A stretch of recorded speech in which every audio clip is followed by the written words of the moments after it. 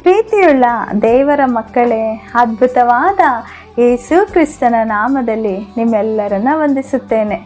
ಈ ದಿನದ ದೇವರ ವಾಕ್ಯದ ಭಾಗ ವಿಮೋಚನ ಕಾಂಡ 15:23-25 ವಚನಗಳು. ತರುವಾಯ ಮಾರಾ ಎಂಬ ಸ್ಥಳವನ್ನು ಸೇರಿದರು. ಆದರೆ ಆ ಸ್ಥಳದ ನೀರು ಕಹಿಯಾಗಿದ್ದರಿಂದ ಅವರಿಗೆ ಅದನ್ನು ಕುಡಿಯುವುದಕ್ಕಾಗದೆ ಹೋಯಿತು. ಆಗ ಯೆಹೋವನು ಅವನಿಗೆ ಒಂದು ಗಿಡವನ್ನು ತೋರಿಸಿದನು. ಅದನ್ನು ಆ ನೀರಿನಲ್ಲಿ ಹಾಕಿದಾಗ ನೀರು ಸಿಹಿಯಾಯಿತು. ಪ್ರಿಯವಾದವರೇ, ಬೆತ್ಲಹೇಮನ್ನು ಬಿಟ್ಟು ಮೋವಾಬ್ ದೇಶಕ್ಕೆ ಹೋಗಿ ತನ್ನ ಕುಟುಂಬವನ್ನೇ ಕಳೆದುಕೊಂಡು ಹಿಂತಿರುಗಿ ಬೆತ್ಲಹೇಮಿಗೆ ಬಂದಾಗ ಆ ಊರಿನವರು ಇವಳನ್ನು ನೋಡಿ ನಹೋಮಿನ ಅಂದರು. ಆಗ ಅವಳು, ನನ್ನನ್ನು ನಹೋಮಿ ಅನ್ನಬೇಡಿರಿ, ಮಾರಾ ಎಂದು ಕರೆಯಿರಿ ಅಂದಳು. ಯಾಕೆಂದರೆ ಸರ್ವಶಕ್ತನು ನನ್ನನ್ನು ಬಹಳವಾಗಿ ದುಃಖಪಡಿಸಿದ್ದಾನೆ ಎಂದು ತಾನು ಹೊಂದಿದ ವೇದನೆಗಾಗಿ ಕರ್ತನ ಮೇಲೆ ತಪ್ಪು ಹೊರಿಸಿದಳು. ಪ್ರೀತಿಯುಳ್ಳವರೇ, ಎಲ್ಲ ಒಳ್ಳೆ ದಾನಗಳು, ಕುಂದಿಲ್ಲದ ಎಲ್ಲ ವರಗಳು ಪರಲೋಕದಿಂದ ಇಳಿದು ಬೆಳಕುಗಳ ತಂದೆಯಿಂದ ಬರುವಂಥದ್ದು ಎಂದು ನಾವು ಓದುತ್ತೇವೆ. ನಮ್ಮ ದೇವರು ಒಳ್ಳೆಯವರು, ಒಳ್ಳೆಯದನ್ನು ಮಾತ್ರ ಮಾಡುವವರು. ಕೆಟ್ಟದಕ್ಕೆ ಆತನು ಕಾರಣನೇ ಅಲ್ಲ. ಕೆಟ್ಟದನ್ನು ಕೇಡನ್ನು ಮಾಡುವವನು ವೈರಿಯಾದ ಸೈತಾನನು. ಅವನು ಕದಿಯಲು, ಕೊಲ್ಲಲು, ಹಾಳು ಮಾಡಲು ಬರುತ್ತಾನೆ ಹೊರತು ಮತ್ಯಾವುದಕ್ಕೂ ಬರುವುದಿಲ್ಲ. ಕರ್ತನು ದುಃಖವನ್ನು, ವೇದನೆಯನ್ನು ಕೊಡುವವನಲ್ಲ.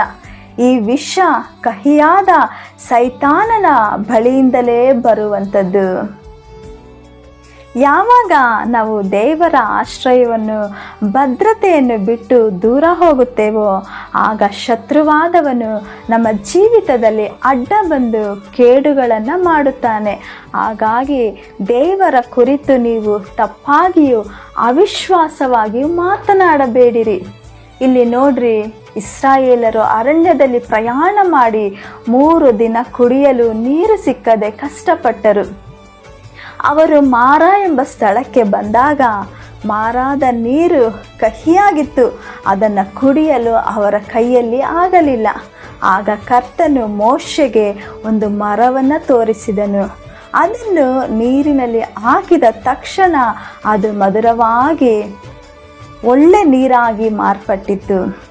ಹಾಗೆಯೇ ಯೇಸು ಕ್ರಿಸ್ತನು ಶಿಲುಬೆಯ ಮರದಲ್ಲಿ ನಮ್ಮ ಎಲ್ಲ ಮಾರಾದ ಒಂದು ಕಷ್ಟದ, ಒಂದು ಕಹಿಯಾದ ಎಲ್ಲ ಅನುಭವಗಳನ್ನು ತೆಗೆದುಕೊಂಡು ನಮಗೆ ಮಧುರವಾಗಿ ಮಾರ್ಪಡಿಸಿದ್ದಾನೆ.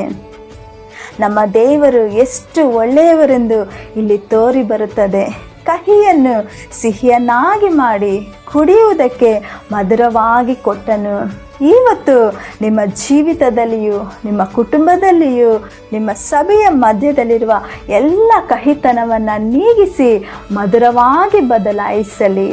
ದೇವರು ತಾನೇ ನಿಮ್ಮ ಜೊತೆಗಿದ್ದು ನಿಮ್ಮನ್ನು ಆಶೀರ್ವದಿಸಲಿ. ಆಮೇನ್. God bless you.